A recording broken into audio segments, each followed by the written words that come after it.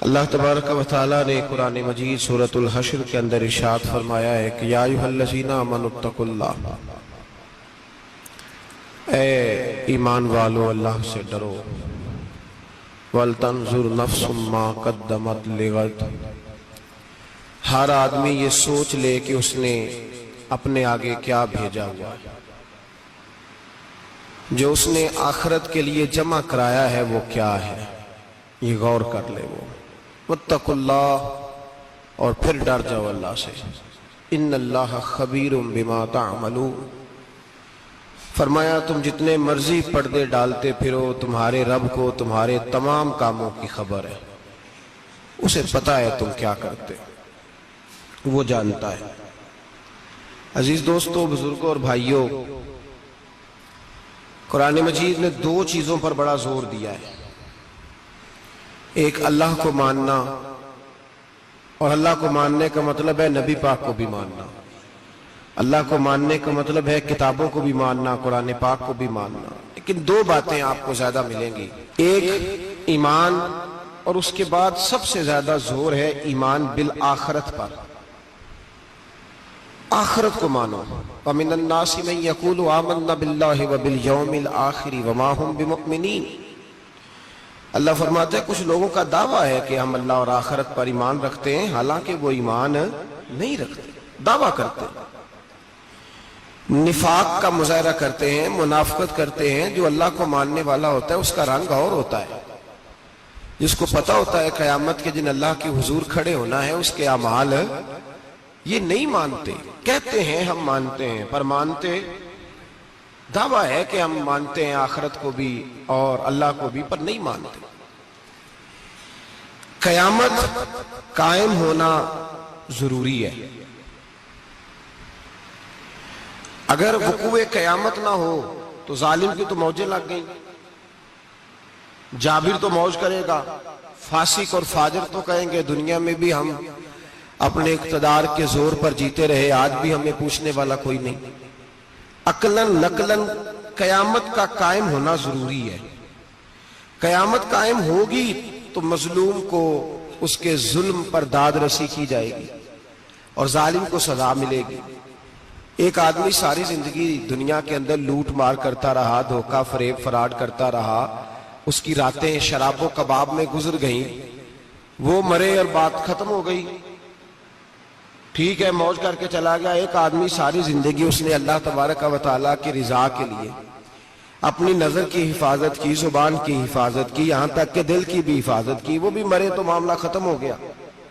اس طرح تو پھر سرکش کا کچھ بنے گا ہی نہیں، نظام زندگی ساری اس کی سوچ ختم ہو کے رہ جائے گی اگر قیامت قائم نہیں ہوتی۔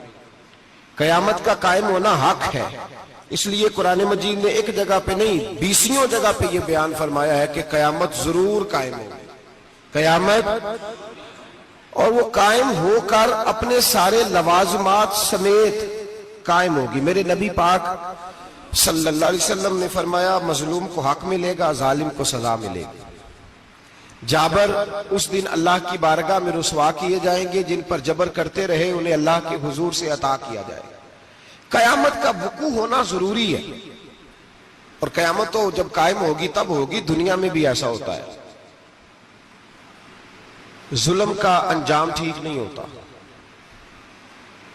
جبر کا انجام، جھوٹ کی زندگی لمبی نہیں ہوتی، دھوکے فریب فراڈ ملمہ سازی، ان چیزوں کی عمریں اللہ نے تھوڑی رکھی ہیں۔ وقتی طور پر ظالم کو، دھوکے باز کو، جابر کو جو مہلت ملتی ہے وہ سمجھتا ہے میری سیاست کام کر رہی ہے، وہ سمجھتا ہے میں بڑا دانا ہوں، بڑا چالاک ہوں، دیکھ لو اتنے ظلم کے، جبر کے، دھوکے کے باوجود بنا ہوا ہوں، حالانکہ اللہ کی طرف سے اسے مہلت ملتی ہے اور بڑا ہی مہربان ہے۔ مہلت اس طرح دیتا ہے کہ میرے نبی پاک علیہ السلام نے فرمایا جب میرا مسلمان نیکی کرتا ہے تو اللہ فرشتوں سے فرماتا ہے 70 گنا بڑھا کے لکھ لو اس کی نیکی، 70 گنا، اور جب گناہ کرتا ہے تو اللہ فرماتا ہے ٹھہر جاؤ ابھی لکھنا نہ، اسے ٹائم دو۔ یا اللہ کتنا؟ فرمایا 24 گھنٹے تو دو، ہو سکتا ہے توبہ کر لے، یہ اس کی مہربانی ہے۔ اب وہ جو اللہ نے مہلت دی ہے نا کہ شاید توبہ کر لے، لوگ سمجھتے ہیں میری چالاکی کی وجہ سے نظام سیٹ چل رہا ہے، میں بڑا تیز ہوں، 2 4 5 باتیں بولتا ہوں سب صحیح ہو جاتا ہے۔ لوگ اس کو اپنی دانائی سمجھ لیتے ہیں، حالانکہ وہ اللہ کی طرف سے۔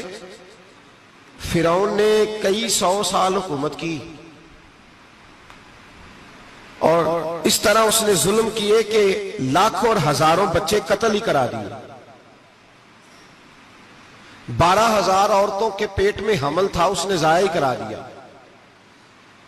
جب حضرت موسیٰ علیہ السلام اپنی قوم کو لے کے نکلے، رستے میں دریا آ گیا، فرعون پیچھے لگا ہوا تھا، وَإِذْ فَرَقْنَا بِكُمُ الْبَحْرَ فَأَنْجَيْنَاكُمْ، اللہ فرماتے ہیں تمہارے لیے میں نے دریا کو پھاڑا اور تمہیں نجات دے دی، وَأَغْرَقْنَا آلَ فِرْعَوْنَ، اور فرعون کو غرق کر دیا، وَأَنْتُمْ تَنْظُرُونَ، تم کھڑے دیکھ رہے تھے۔ اب جب حضرت موسیٰ دریا کے کنارے پہنچے تو فرعون بھی پیچھے آیا۔ فرعون لوگوں سے کہا کرتا تھا کہ میں کہتا ہوں تو دریا چلتا ہے، میں کہتا ہوں تو ہوائیں آتی ہیں، میرے حکم کے پابند ہیں سارے۔ جاگ رہے ہیں نا آپ حضرات، غور فرمائیے گا بات پر۔ دعویٰ تھا اس کا کہ میں کہتا ہوں تو نظام زندگی چلتا ہے۔ اب جب دریا کے کنارے پہنچی حضرت موسیٰ علیہ السلام تو اللہ نے حکم دیا کہ آپ عصا ماریں۔ جناب موسیٰ نے عصا مارا، 12 رستے بن گئے۔ اب حضرت موسیٰ کی قوم گزر رہی تھی تو فرعون سے پوچھنے لگے کہ تو کہتا تھا میرے حکم سے چلتا ہے، تو وہ تو حضرت موسیٰ نے ڈنڈا مارا ہے تو رستہ بن گیا ہے۔ باز نہیں آتا انسان باز بنے بڑے ہیں اس کے پاس، بڑی دلیلیں ہیں، جھوٹ سچ بول کے اپنے آپ کو مطمئن کرتا ہے، آخر دم تک تبدیل ہونے کو تیار نہیں ہوتا، دلیلیں گھڑتا رہتا ہے، بناتا رہتا ہے، شور کرتا ہے جان بوجھ کے۔ بھئی تو کہتا تھا میرے چلانے سے چلتا ہے، تو باز ابھی بھی نہیں آیا۔ کہنے لگا میں نے ہی حکم دیا ہے کہ ذرا پھٹ جا، مجھے یہ زندہ چاہیے۔ باز رسی جل گئی، بال کہنے لگا میں نے ہی کہا ہے دریا کو کہ یہ مجھے زندہ چاہیے، میرے بھاگے ہوئے ہیں تو اس لیے پھٹا ہے، تو آؤ میرے ساتھ دریا کراس کرے۔ تو پتا تو ان کو بھی تھا نا، جتنا تو رب بنا ہوا ہے پتا تو تھا، سارے جانتے تھے۔ کہنے لگے تو پہلے کراس کر، اگر تو بچ گیا تو ہم بھی پیچھے آتے ہیں۔ اب چاروں ناچار۔ ایک روایت تو یہ ہے کہ یہ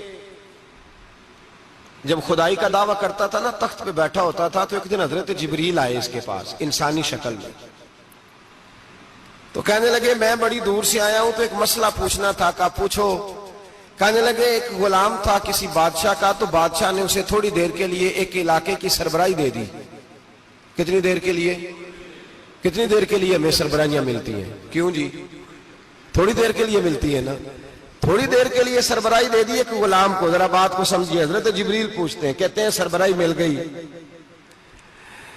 اب وہ مالک ہی بن کے بیٹھ گیا ہے، وہ بات ہی نہیں سنتا، اس کو تھوڑی دیر کے لیے بنایا تھا، وہ تو خدائی کا دعویٰ کرنے لگا ہے، آپ بتائیں اس کا انجام کیا ہونا چاہیے؟ یہ مسئلہ پوچھنے آیا ہوں۔ تو فرعون کہنے لگا اس کا انجام یہ ہے کہ اسے پانی میں گوتے دے دے کے مار دے۔ انجام کیا ہے؟ بولیے کیا انجام ہے؟ کیا انجام ہے جی؟ پانی میں، اللہ اکبر، اپنی سزا تجویز کر رہا ہے۔ اس کی سزا کہ اسے پانی میں گوتے دے دے کے مارو ظالم کو، اسے تھوڑی دیر کے لیے بنایا تھا اور وہ چھائی گیا ہے، قبضہ ہی کر گیا ہے۔ حضرت جبریل کہنے لگے جی آپ لکھ کے دے دیں گے؟ کہنے لگا لاؤ لکھ دیتے ہیں۔ لکھوا لیا، جناب جبریل رکا لے کے تشریف لے گئے۔ اب جب فرعون دریا میں آیا نا تو اللہ نے حکم دیا مل جا۔ جب دریا ملا چیخنے لگا تو حضرت جبریل آئے، کہنے لگے تیرا ہی فتویٰ ہے، یہ تیری سزا ہی ہے نا، ہم بھی بڑی سزائیں تجویز کرتے ہیں، یہ جھوٹا ہے جی، اس کا تو فلانا علاج ہونا چاہیے، تو اگر تو جھوٹ بولے تو یہ فلانا بڑا جاور ہے جی، اس کے ساتھ اس طرح ہونا چاہیے، تو اگر تو یہ کام کرے تو جو سزا تو لوگوں کے لیے تجویز کر رہا ہے تو اپنے بارے میں بھی سوچ۔ اب جب گوتے آئے نا، آخری وقت دیکھا وہ فرعون جو کہتا تھا میری مرضی سے دریا چلتا ہے، علامہ ساوی نے تفسیر ساوی میں لکھا ہے تڑپ کے رونے لگا۔ جب یہ مزاج ہے، ایک دفعہ اوپر آتا ہے آدمی جب دریا میں جاتا ہے، اوپر آیا تو چیخنے او میرے حواریو خدا کا واسطہ مجھے بچاؤ۔ کہنے لگے تو کہتا تھا میری مرضی سے چلتا ہے، بے بسی ہے، تڑپتا ہے، روتا ہے، وارث شاہ مان کری نہ وارثاں دا، رب بے وارثہ کر کے مار دائی، تڑپ رہا ہے، چلا رہا ہے، کوئی مدد کو نہیں پہنچتا. اب جب آخری غوطہ آیا تو کہنے لگا آمنا میں رب موسیٰ و ہارون، میں موسیٰ کے رب کو بھی مان گیا، ہارون کے رب کو بھی. اللہ نے فرمایا نہیں، اب تیرا ماننا قابل قبول ہے. اس وقت ماننا تھا جب تجھے مہلت دی تھی، جب تو جوان تھا. بڑھاپا آتا ہے، بیماری آتی ہے، جوان آدمی بیماری کا شکار ہوتا ہے تو کہتا ہے یا اللہ ایک دفعہ صحیح کر دے، میں ساری پڑھا کروں گا، ایک دفعہ ٹھیک کر دے، میں مسجد میں رہوں گا، میں اگلے سال اعتکاف بھی کروں گا، میں ساری تراویحیں پڑھوں گا. تو اس وقت پڑھنی تھی جب تجھے مہلت دی تھی، اس وقت پڑھنا تھا جب اللہ نے تجھے آسانی دی، زندگی دی.